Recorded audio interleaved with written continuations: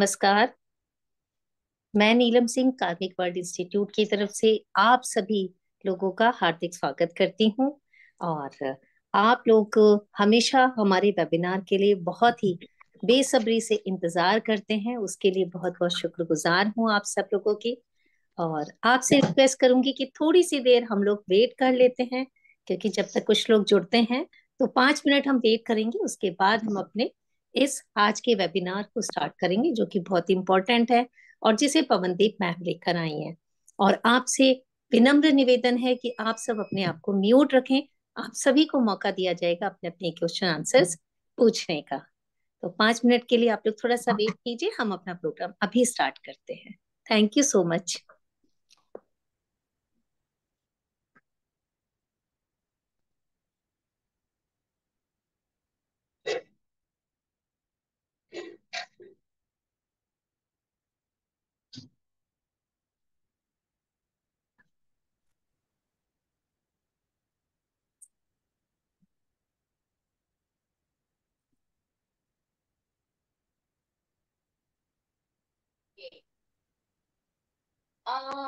अच्छा।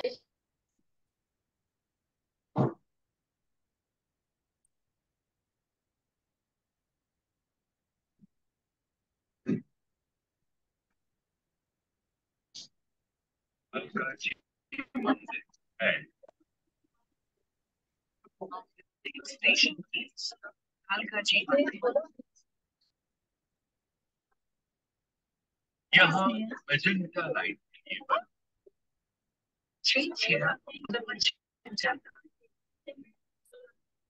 प्लेटफॉर्म बनाने के लिए सीढ़ियों का से बात करना जानने कर सकता है।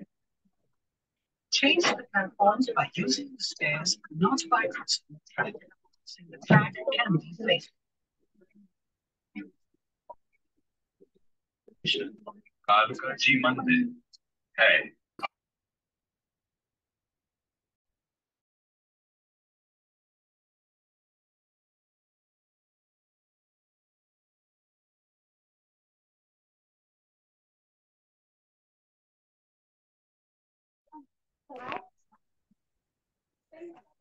That's not a nice.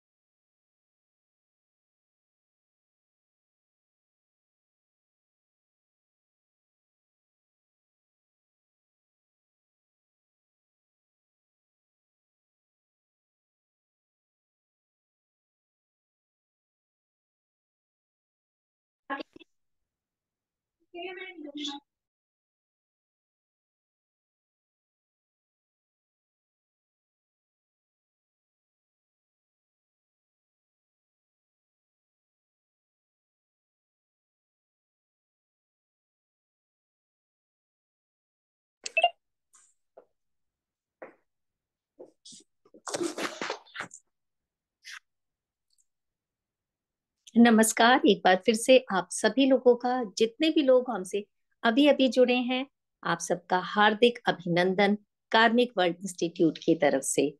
हमेशा की तरह से मैं और हमारी एस्ट्रो गुरु पवनदीप मैम आपके सामने हैं, आपको कुछ ना कुछ सिखाने के लिए और आपके बहुत सारे जो क्यूरियोसिटीज हैं, क्वेश्चंस हैं, उनके जवाब देने की कोशिश के लिए। तो आज का इम्पोर्टेंट टॉपिक होने वाला है।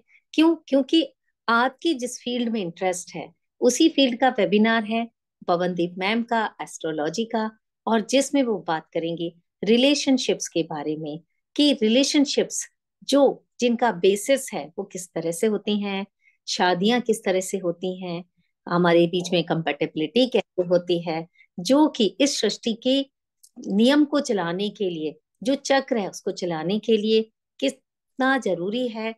दोनों हस्बैंड वाइफ की कंपेटेबिलिटी को मिलाना, उनके बीच में क्या गुण देखने चाहिए जिससे कि वो रिश्ता बहुत बहुत मधुर बने और दोनों इस जिंदगी के पथ पर एक दूसरे को सपोर्ट करते हुए आगे बढ़ें, जिसमें प्लैनेट्स बहुत बड़ा रोल निभाते हैं। मुझे तो इतनी ज्यादा जानकारी नहीं है, पवनदीप मैम हमारे एस्ट्रो गुरु सामने है, तो मैं क्या बोलूं। लेकिन ऐसा टॉपिक है जिसके बिना हम लोगों की जिंदगी में कुछ ना कुछ वो लगा ही रहता है, और हर कोई चाहता भी है शादी करे भी और नहीं भी। वो कहावत है ना, शादी का लड्डू जिसने चखा तो मुसीबत, नहीं चखा तो मुसीबत। तो बहुत ही इंटरेस्टिंग टॉपिक होने वाला है, इसलिए आप सबसे रिक्वेस्ट है कि आप सब अपने, लक्ष्मी जी हम अंदर जाएं अब। आप सबसे रिक्वेस्ट है कि हाँ, आप तो सब अपने हम जब अपने तक को अंदर पहुंच म्यूट जाएंगे। कर लीजिए। राजकुमार जी, नहीं, हमारे जा रहे हैं हम। राजकुमार जी कृपया वॉक करने प्लीज, तो क्या हो गया। आप सब लोग अपने अपने स्पीकर्स को चेक कीजिए, माइक्स को चेक कीजिए और उसे म्यूट।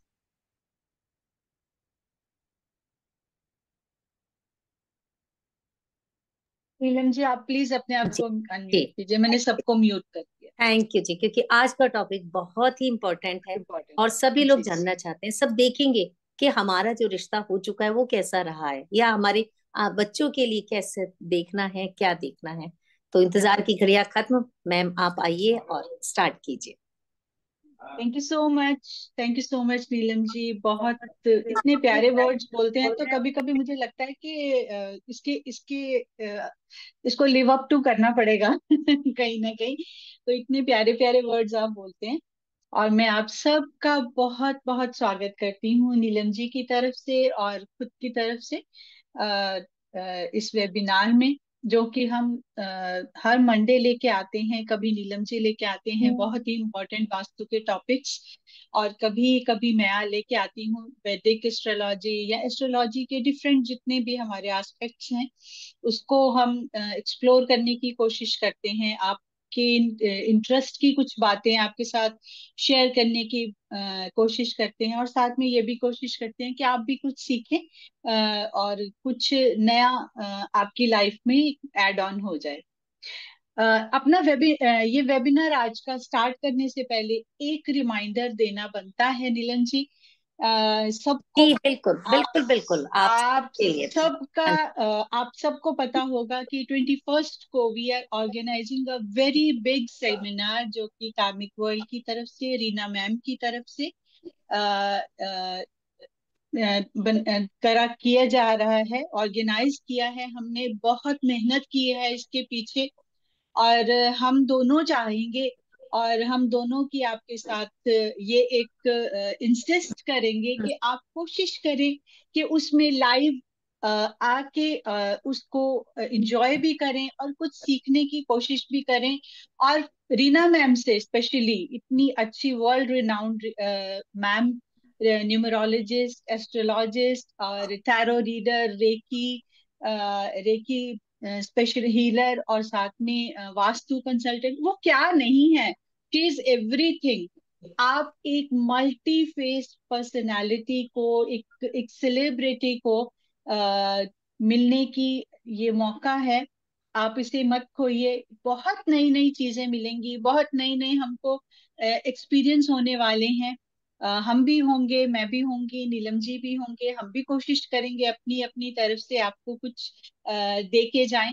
लेकिन जो सबसे बड़ा गिफ्ट आपको मिलने वाला है वो तो मैम की प्रेजेंस से मिलने वाला है। बहुत सारी चीजें जो आप वहाँ सीखेंगे, समझेंगे, and you will have a very good time over there. कोशिश करिए आप जो दिल्ली में हैं या दिल्ली एनसीआर में हैं, कोशिश करिए कि आप उसको जरूर ज्वाइन कीजिए। एक फॉर्म जो दिया गया है, चंदन जी से मैं बोलूंगी कि आज फिर से वो फॉर्म इसमें अपलोड कर दें, ताकि अगर कोई इंटरेस्टेड है तो उस फॉर्म को फिलअप करके 1100 एक बहुत ही मीगर सी फीस है। और हमारे साथ हाई टी लीजिए, हमारे साथ लंच कीजिए और हमारे साथ शाम की चाय बातों के साथ और नए नई चीजों के साथ एंजॉय करिए।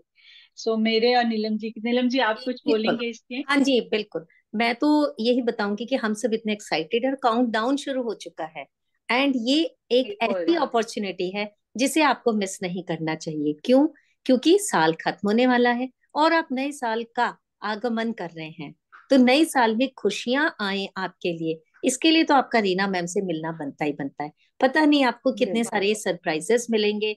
और जितने भी दिल्ली एनसीआर वाले हैं जो आपने बताया, उनके लिए तो हम कहेंगे कि opportunity is knocking your door. And अगर आपने एब्सोल्युटली। इस अपॉर्चुनिटी को मिस कर दिया तो आप बहुत कुछ मिस कर लेंगे। इसलिए आप जरूर आइए, आप सादर आमंत्रित हैं। थोड़ा सा फीस है जो कि कुछ भी नहीं है उसके मान, लेकिन आपको सीखने को बहुत कुछ मिलेगा। और क्योंकि आप सबका इस फील्ड में इंटरेस्ट है तो आपको जरूर आना चाहिए। एंड मेरी और पवनदीप मैम की तरफ से पूरा प्रॉमिस है कि आप यही बोलेंगे कि हाँ, आपने आकर बहुत अच्छा किया। अगर आप नहीं आते तो बहुत कुछ मिस करते। ये प्रॉमिस है हमारा, ये हमारा बिल्कुल ये प्रॉमिस है। प्रॉमिस। इससे ज्यादा जी और जी। क्या बोलूं मैं आपके लिए। हाँ क्या जी। बोल, बिल्कुल बिल्कुल। तो चलिए हम प्रेम कुमार जी कोलकाता से हैं, कोई बात नहीं प्रेम कुमार जी, ठीक है आप दूर से हैं। लेकिन अभी मनीषा जी का मैसेज आया था, वो कह रहे थे कि आप गुड़गांव से हैं, तो कोशिश कर सकते हैं गुड़गांव में, बिल्कुल। हाँ जी, कोशिश कर बहुत। सकते हाँ हैं। जी। लेकिन हाँ, जो आ सकते हैं हम उनको इनवाइट करेंगे, हम उनको इंसिस्ट करेंगे, क्योंकि अब हमारा रिश्ता इतना हो गया है कि हम आपको थोड़ा सा इंसिस्ट कर सकते हैं। तो इंसिस्ट करेंगे कि आप जरूर कोशिश करें। तो क्योंकि आज की टॉपिक की हाँ जी। जी जी प्लीज। हाँ जी जी, जी जी जी। क्योंकि आप लोग हमारा परिवार है और अच्छा लगेगा कि हमारा परिवार हमारी खुशियों में शामिल हो। बाकी सब तो खैर हैं ही, हमारे स्टूडेंट्स वगैरह, लेकिन बड़ा परिवार तो आप हैं जिनके लिए हम एवरी वीक आते हैं और वीक में 2 टाइम्स आते हैं। तो आप आएंगे, आप हमारे लिए वीआईपी गेस्ट हैं। अपने आप को उस कैटेगरी में एब्सोल्युटली। आप समझिए कि हमारे लिए आपका आना हमारे लिए अपने लिए एक बहुत बड़ी खुशी की बात होगी, एक बड़ी अचीवमेंट होगी कि हमारे वेबिनार के जो फैमिली के लोग हैं वो हमसे आए हैं। इससे बड़ा अचीवमेंट हमारे लिए और कुछ नहीं हो सकता है। तो आप आइए, आपको कोई भी क्वेरी है आप इसमें पोस्ट कर सकते हैं। बाकी चीजें तो आपको चंदन जी से डिटेल में आपको मिल ही जाएंगी। चलिए आज का हम टॉपिक शुरू करते हैं। आपके जो भी क्वेश्चंस हो आप इसमें पोस्ट करते रहिए, I will reply. Over to you Pawan ji. जी, thank you so much. Yes yes, आज का फिर हम टॉपिक शुरू करते हैं। तो आज जो हम सोच रहे थे कि क्या क्या टॉपिक लिया जाए, तो मुझे लगा कि रिलेशनशिप ना एक बड़ा ही ट्रिकी सा पार्ट भी होता है और बड़ा ही लाइफ का एक ऐसा पार्ट होता है, आटे में जैसा नमक कह लीजिए और एनवायरनमेंट में जैसे हवा कह लीजिए। ये वैसे होती है कि अगर तो आप एक अच्छे एनवायरनमेंट में रह रहे हैं तो आपकी लाइफ सॉर्टेड है, आपकी लाइफ बहुत अच्छी है। लेकिन कई बार क्या होता है लाइफ में, अ, आपका लाइफ पार्टनर वो एक अच्छा पर्सनालिटी है, वो एक अच्छा पर्सन है, लेकिन आप और उनकी कंपैटिबिलिटी उतनी मिल नहीं पाती। क्यों नहीं मिल पाती, क्या कारण है? तो क्या हम कुछ कर भी सकते हैं उसके लिए? तो आज हम इन्हीं कुछ चीजों को अंडरस्टैंड करेंगे। तो मैं स्टार्ट कर रही हूँ और मैं शेयर कर रही हूँ आपके साथ स्क्रीन।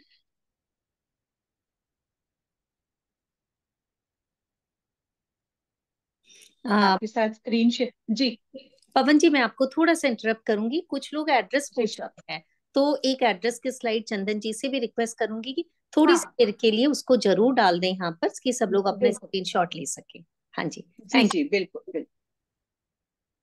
जैसे ही ये खत्म होता है तो चंदन जी, तब तक आप प्लीज, चंदन आप रेडी रखिएगा, फिर हम इसको कर लेंगे। Okay so ma'am. आज का जो टॉपिक है, जी जी, सो आज का जो टॉपिक है हमारा, मैरिज एंड रिलेशनशिप। मैरिज के बारे में ना हमने बहुत बार, काफी बार हमने वेबिनार्स भी लिए, कोशिश भी की है आप हमसे आपसे डिस्कशन करने के लिए। तो बहुत ज्यादा मुझे बताने की जरूरत नहीं है कि मैरिज के लिए क्या क्या चीजें इम्पोर्टेंट है या कौन सा हाउस इम्पोर्टेंट है। लेकिन कुछ लोग जो लोग आज या फिर हमारे साथ नए जुड़े हैं और उनको आइडिया नहीं है कि हमने पहले क्या किया है, तो उनके लिए एक छोटा सा रिकैप जो मैं करती हूँ, सिर्फ मैरिज के जो हाउसेस हैं उसके लिए। आप मेरे साथ मेरी स्क्रीन पे देख पा रहे हैं एक कुंडली बनी हुई है, इसको हम हॉरोस्कोप बोलते हैं। ये हमारी, जैसे हम एस्ट्रोसेज या कोई भी ऐसा सॉफ्टवेयर खोलेंगे और अपनी जब डिटेल्स डालेंगे ना, तो ऐसी एक कुंडली आपके सामने आएगी। ऑफ कोर्स इसके ऊपर कुछ और भी लिखा होगा, लेकिन कुंडली का ये रूप होगा, हॉरोस्कोप का ये रूप होगा। इस वाले जो कुंडली में, ये जहां पर फर्स्ट हाउस लिखा है, ये फर्स्ट हाउस है। ये जो प्लेस है ना, ये जो स्क्वायर बना हुआ है, ये खाना जिसको हम बोलते हैं, ये हमारा लग्न है। तो ये हो गया हमारा लग्न। और लग्न का मतलब हो गया, ये हम हो गए, सेल्फ, जिसकी ये कुंडली है, ये वो पर्सन हो गए। ठीक है। अब मैरिज कहाँ से हम देखेंगे, मैरिज के लिए कौन सा घर जिम्मेवार है? तो मैरिज के लिए इसके बिल्कुल ऑपोजिट हाउस, जो कि सेवेंथ हाउस, यहाँ पे 7 नंबर लिखा हुआ है, तो सेवेंथ हाउस जो है वो आपके स्पाउस का घर है, यानी कि जो हस्बैंड है या जो मेल है उनके लिए उनकी वाइफ का घर, और जो फीमेल्स हैं उनके लिए ये उनके हस्बैंड का घर। तो ये हमारे स्पाउस का घर है, हमारे लाइफ पार्टनर का घर है। लाइफ पार्टनर का घर होने का क्या मतलब है? इसका मीनिंग ये है कि हम अपना और इनका जो रिलेशनशिप है, इनका जो कैसे हमारी मैरिज होगी, कौन होगा, कहाँ से आएगा ये पर्सन, तो ये हमें, जिनकी मैरिज नहीं हुई है और जिनकी हुई हुई है, जो ऑलरेडी मैरिड हैं, उनके लिए कैसी रहेगी उनकी लाइफ, कंपैटिबिलिटी कैसी है। बहुत अच्छे इंसान होने के कारण भी कई बार ऐसे होता है कि आप दोनों के आपस में बनती नहीं है, और कई बार ये भी होता है ऑपोजिट अट्रैक्ट, दोनों में कोई सिमिलैरिटी नहीं है फिर भी बहुत अच्छी बन रही है। सो ये क्या कारण है, क्या इसको हम कैसे एक्सप्लेन करें? तो कंपैटिबिलिटी के लिए सबसे पहले हम देखते हैं लग्न को और इसको, ये सेवेंथ हाउस को। सपोज करिए किसी का जो, जैसे ये 1 नंबर यहाँ लिखा हुआ है, ठीक है, या तो किसी का यहाँ पर 5 नंबर लिखा हुआ, ठीक है, ये यहाँ पर 5 नंबर लिखा हुआ, 5 नंबर का मीनिंग हो गया ये लियो या सिंह लगन की कुंडली। इनका लगन जो हो गया सिंह लगन हो गया, और सिंह लगन का जो स्वामी है वो है सन। ठीक है। अब इसको हम ऐसे एंटी क्लॉकवाइज चलते हैं, 5, 6, 7, 8, 9, 10 एंड 11। अगर ये सिंह लगन यहाँ है तो ये हो गया एक्वेरियस या कुंभ लगन, एक्वेरियस या कुंभ लगन, कुंभ राशि, सॉरी, कुंभ लगन तो ये हो गया राशि। और इसका कौन स्वामी है? इसका स्वामी है सैटर्न। ठीक है। अब हमें पता है, क्योंकि हम we are the students of occult, हमें पता है सूर्य और शनि की आपस में कुछ बहुत अच्छी बनती नहीं। ठीक है। तो ये हो सकता है कि आप क्या जो अपने पार्टनर से ना उतनी अच्छी ना बने, लेकिन दोनों एक दूसरे की सपोर्ट में हमेशा रहें। ऐसा नहीं है कि दोनों एक दूसरे के पैर रास्ते में रोड़ा अटकाएं, ये भी नहीं। लेकिन हाँ, जिसको बोलते हैं कि बहुत प्यार वैसा वाला शायद ना हो, लेकिन एक दूसरे की सपोर्ट तो रहेगी, मगर थोड़ी बहुत खींचातानी भी रहेगी। तो एक जो सबसे एक पॉइंट ये हो गया कि आपकी और आपके हस्बैंड की या आपकी वाइफ की के साथ आपका रिलेशनशिप इस बात पे डिपेंड करता है कि आपका लगन कौन सा है और उनका लगन कौन सा है। ये आपके हस्बैंड की कुंडली हो गई या आपकी वाइफ की लगन हो गया। ठीक है। तो उनका लगन कौन सा है और आपका लगन क्या है, या फिर अगर हम बहुत इजी वर्ड्स में बोले तो फर्स्ट हाउस का लॉर्ड कौन सा हुआ और सेवेंथ हाउस का लॉर्ड कौन सा हुआ। अगर तो ये दोनों आपस में फ्रेंड्स है तो आपकी अच्छी निभ जाएगी। जैसे कि अगर यहाँ पर वर्गो है और यहाँ पर सैटर्न है किसी तरीके से, तो ये हो सकता है कि तब आपकी, जैसे अगर इसको मैं रब करती हूँ, अगर ये 2 नंबर यहाँ पे लिखा हुआ है, ठीक है, 2 नंबर जो होता है ये होता है टॉरस या फिर वृषभ लग्न, ठीक है, 2 नंबर, और उसका जो स्वामी होता है वो होता है वीनस। अब हम 2 यहां से स्टार्ट करें, 2, 3, 4, 5, 6, 7, 8, ठीक है, 8, तो यहाँ पर 8 आ गया, तो 8 हो गया मार्स। अब वीनस और मार्स आपस में ना तो फ्रेंड है ना दुश्मन है, ये न्यूट्रल्स हैं, ये आपस में न्यूट्रल्स हैं। तो रिलेशनशिप कैसा होगा?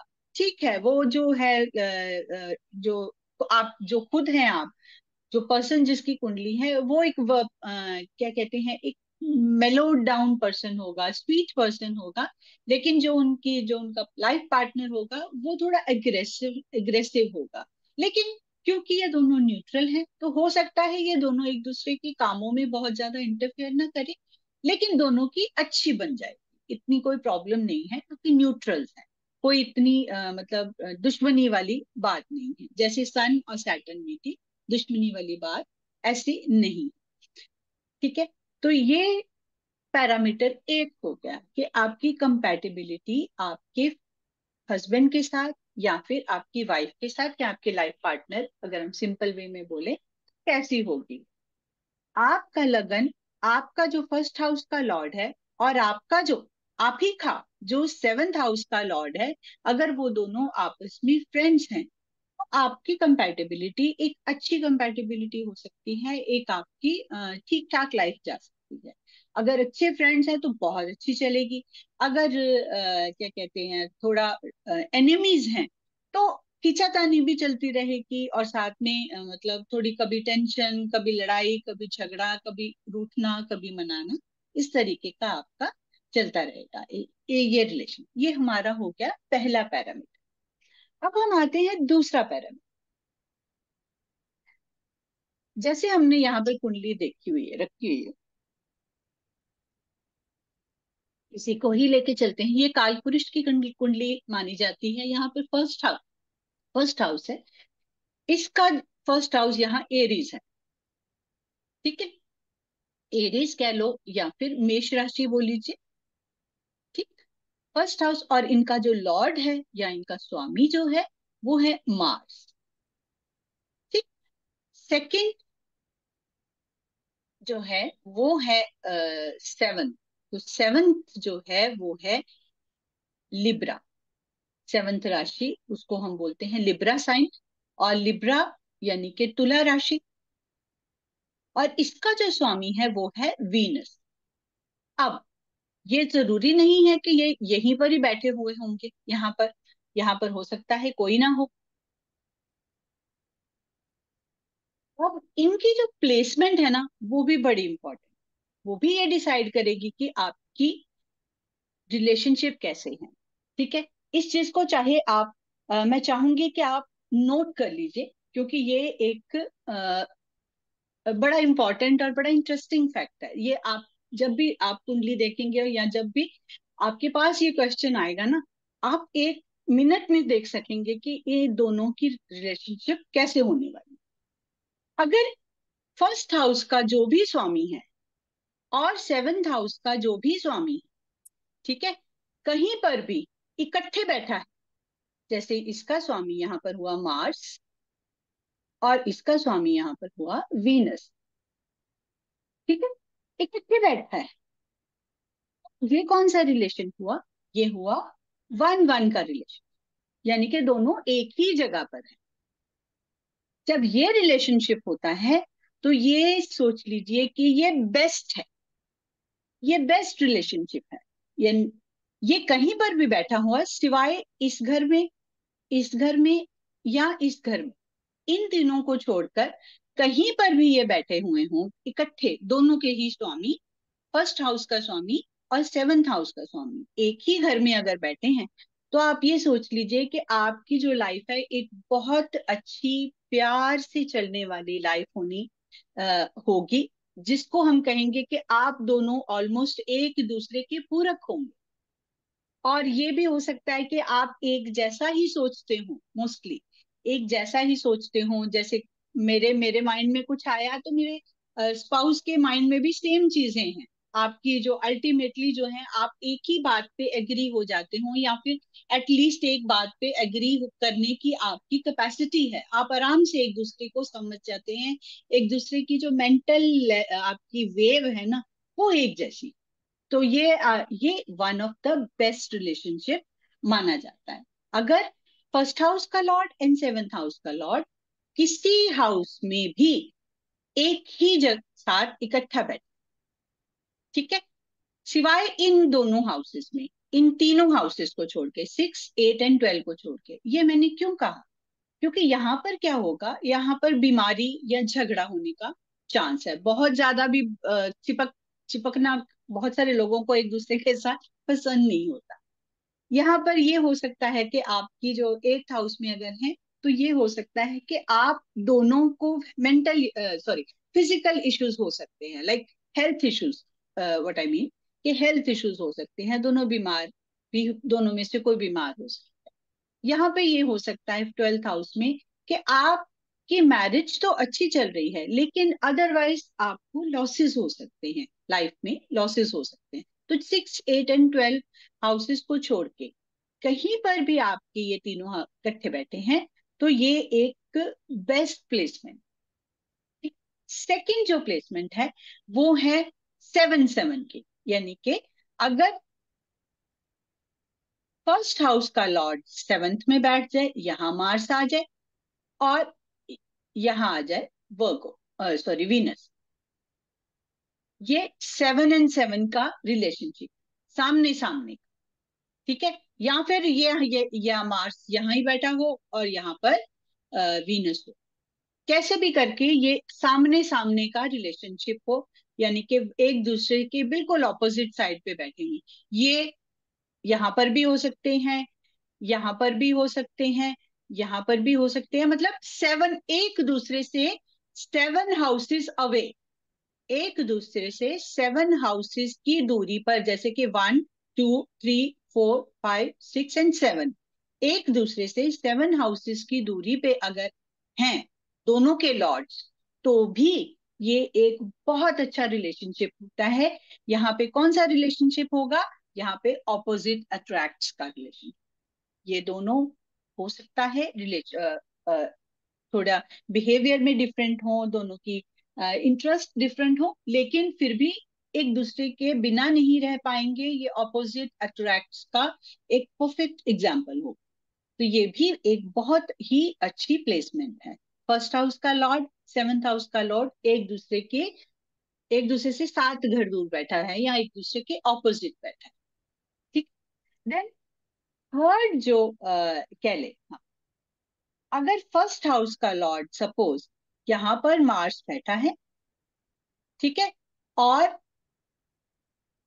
सॉरी यहाँ पर मार्स बैठा है, सॉरी यहाँ, या कोई भी एक प्लैनेट यहाँ पर बैठा है, और 7th हाउस का जो लॉर्ड है वर्गो, वो बैठा है यहाँ, वीनस, ठीक है। तो यानी तो ये कितनी दूरी पे हुए एक दूसरे के, 1, 2, 3, 4, 5, 6, 7, 8, 9, ये कौन सा रिलेशनशिप हुआ, 3 एंड 9 का, ये 3 एंड 9 का रिलेशन, ये भी बहुत अच्छा माना जाता है। ये ऐसा माना जाता है कि लाइफ में एक्सीलेंट रिलेशनशिप इसको माना जाता है, कि लाइफ में ये हमेशा एक दूसरे को सपोर्ट करेंगे, ज्यादातर इनके विचार मिलेंगे, ultimately they will agree on something which is good for both of them, एक दूसरे को हमेशा सपोर्ट करते रहेंगे। ये भी, सो ये हुआ एक दूसरे का, sorry 5 and 9, sorry, not 3 and 9, ये एक दूसरे का ये रिलेशनशिप हुआ। ठीक है, ये भी बेस्ट रिलेशनशिप माना जाता है। नेक्स्ट जो रिलेशनशिप है वो है 4 and 10। ठीक है, फर्स्ट हाउस का लॉर्ड यहां बैठा है, या कोई भी, I am just simplifying things, और दूसरा जो है वो कहाँ बैठा है, आ, या, ठीक। तो ये रिलेशनशिप कौन सा हुआ, 4 and 10। ये रिलेशनशिप को हम थोड़ा सा कह सकते हैं गुड रिलेशनशिप, इसको एक्सीलेंट की कैटेगरी में नहीं लाएंगे, लेकिन गुड रिलेशनशिप उसको हम कह सकते हैं कि हाँ, थोड़ी इनकी आपस में जरूर एक दूसरे से विचार शायद ना मिले, लेकिन हाँ, जब जरूरत पड़ेगी तो यह एक दूसरे के साथ खड़े होंगे, दूसरे को हेल्प करेंगे, सपोर्ट करते रहेंगे। लड़ाई झगड़ा भी हो सकता है, लेकिन जब इनके ऊपर कोई ऐसी प्रॉब्लम आएगी तो ये दोनों इकट्ठे होके साथ मिलके उस प्रॉब्लम को साथ से सेव करेंगे और अपनी लाइफ को भी आगे बढ़ाएंगे। और ये कभी एक, ये जो मैंने अभी चार, हमने जितने भी रिलेशनशिप, ये आपस में सेपरेट होने की कभी सोचेंगे भी नहीं, कभी भी नहीं सोचेंगे। तो ये एक बहुत अच्छा रिलेशनशिप। ठीक है, नेक्स्ट जो रिलेशनशिप है वो है, अगर फर्स्ट हाउस का लॉर्ड यहाँ है और दूसरा यहाँ है। ठीक, तो ये कौन सा रिलेशनशिप हुआ, 3 and 11। ये एक दूसरे से 11 हाउसेस, एक एक दूसरे से 11 हाउस दूर है, और दूसरा उससे 1 2 3 हाउस दूर। ठीक है, तो ये हो गया आपका 3 and 11 का रिलेशन। ये भी सपोर्टिव है, ये भी ठीक है, सपोर्टिव है जब जरूरत पड़े। तो ये उससे कम है, 4 10 से कम है, लेकिन ultimately they will reach on some agreement. थोड़ा आर्गुमेंट करेंगे, थोड़ा एक दूसरे के साथ थोड़ा अनबन भी करेंगे, लेकिन ultimately they will agree upon something which is good for both of them. ये भी सपोर्टिव कह ले, हमेशा एक दूसरे को सपोर्ट करते हैं। ये जो 5 रिलेशनशिप हैं, ये हम पॉजिटिव रिलेशनशिप के अंदर इसको हम लगाएंगे। जैसे कि 1 1 7 7, देन 4 and 10, देन 5 and 9। ठीक है, ये हमारे पॉजिटिव रिलेशनशिप। अब आए वो रिलेशनशिप जो कि जिनको हम बोलेंगे नेगेटिव रिलेशनशिप। ठीक है, जैसे कि मार्स यहाँ है और वीनस यहाँ है, ये एक दूसरे से, एक जो है दूसरे से 6 और 8वें घर, 6 और 8 की दूरी पर है। जैसे कि 1 2 3 4 5 6, और अ, ये और मार्स इससे कितनी दूर है, 1 2 3 4 5 6 7 and 8। ये कौन सा रिलेशनशिप है, ये तो एक दूसरे को, बस सोचिए कि बस अ, बिल्कुल ही ऑपोजिट, लड़ाई झगड़े वाला। ये लड़ाई झगड़े वाला, ये रिलेशनशिप वो रिलेशनशिप है जिनको एक्चुअली में काउंसलिंग की, किसी हेल्प की जरूरत पड़ती है। और कई बार ऐसे जो रिलेशनशिप होते हैं ना, बिल्कुल मतलब टूट भी सकते हैं। तो ये नेगेटिव में आता है कि आपके जो रिलेशनशिप है वो नेगेटिव में आता है, क्योंकि इनमें इनकी अपनी जो पर्सनैलिटीज होती है ना, ये अपने रिलेशनशिप पे इतनी हावी हो जाती हैं कि ये इंडिविजुअली सोचते हैं, कलेक्टिवली नहीं सोचते, इसलिए ये रिलेशनशिप नहीं चलते। अब जो एक नेक्स्ट जो रिलेशनशिप है जो कि अगेन थोड़ा नेगेटिव है, वो है 2 and 12 का। 2 and 12 कैसे, एक फर्स्ट हाउस का लॉर्ड यहाँ बैठा है, और जो 7th हाउस का जो लॉर्ड है वो बैठा है यहाँ। तो दोनों, एक जो लॉर्ड है वो दूसरे से 12वें घर में है, और दूसरा जो लॉर्ड है उससे अगले घर में। 2 and 12 का रिलेशनशिप, ये भी, ये ऐसे हुआ, ऐसे टोटली ऑपोजिट, ये बिल्कुल एक दूसरे से ऑपोजिट है। ये आपस में ज्यादातर नहीं बनती। आ, चला लें तो चला लें, लेकिन 6-8 वाले तो खैर बहुत मुश्किल है चलाते हैं, लेकिन ये भी एक दूसरे से 100%, मतलब बिल्कुल ही ऑपोजिट, स्टार्क ऑपोजिट वाले पर्सन होते हैं।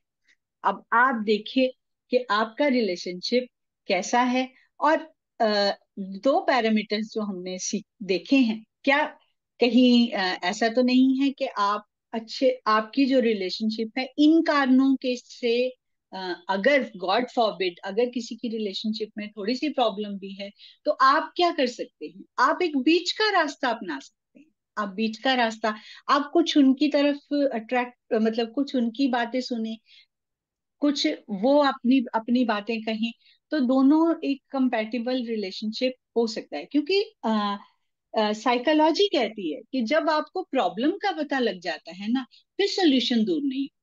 तो ये रीजंस हो सकते हैं प्रॉब्लम्स के। आपकी रिलेशनशिप को डेंट करने वाले कुछ एक रिलेशनशिप ऐसे हो सकते हैं, कोई एक रीजन हो सकता है। तो अ, ये हमने पढ़ा कि कैसे हम जान सकते हैं कि हमारी रिलेशनशिप कैसे हो सकती है। अब एक बड़ा इंटरेस्टिंग सा मैं टॉपिक लेती हूँ, जो कि थोड़ा सा 5 मिनट का, just give me 5 minutes for that, कि लव मैरिज कैसे हम देखें।